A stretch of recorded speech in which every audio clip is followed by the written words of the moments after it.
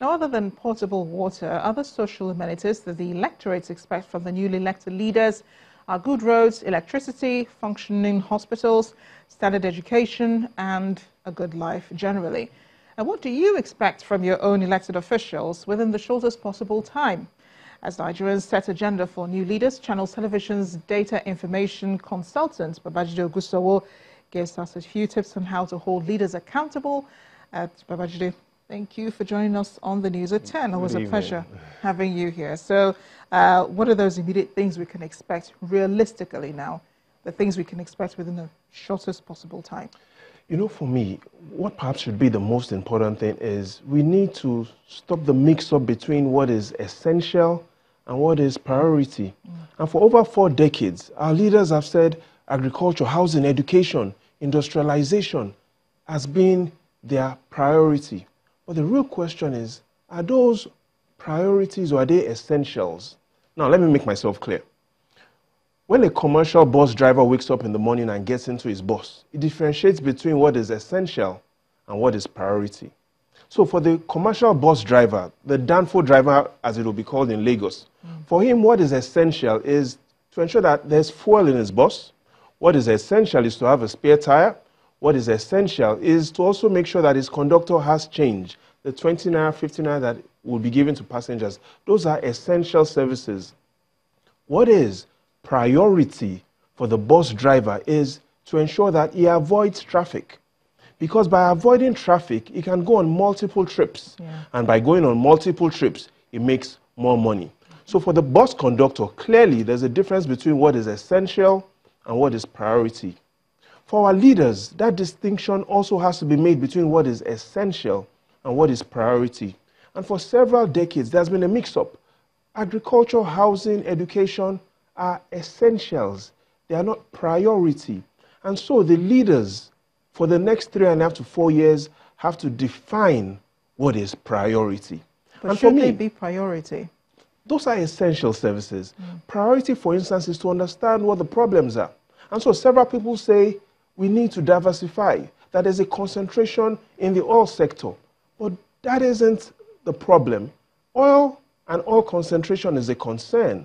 The real problem is the quality of decision-making by our leaders.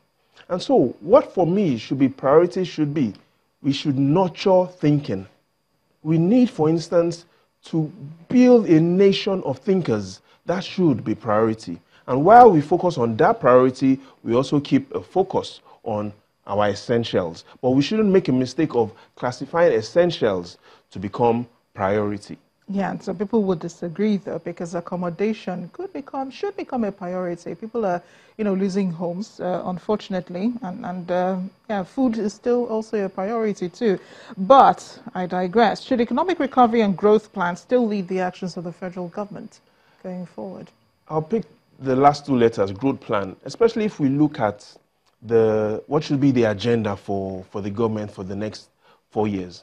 And if we look at what should be some of the things that should be priority is, let's look at what we expect from great leadership. Yes, we'll expect there will be policy stability. We'll expect that politics this time around will be cooperative.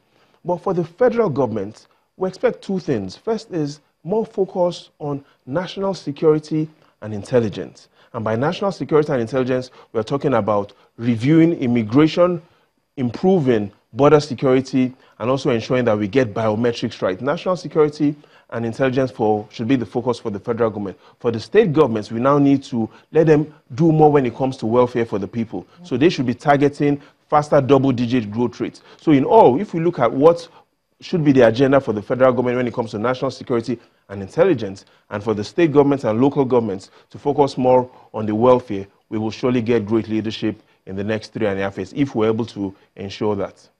So will growth rate assist in reducing poverty and unemployment, which the federal government should address?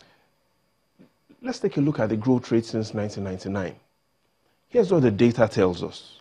The last time we had a double-digit growth rate was in 2010. And since 2010, growth rate has been in single digits. Consider this.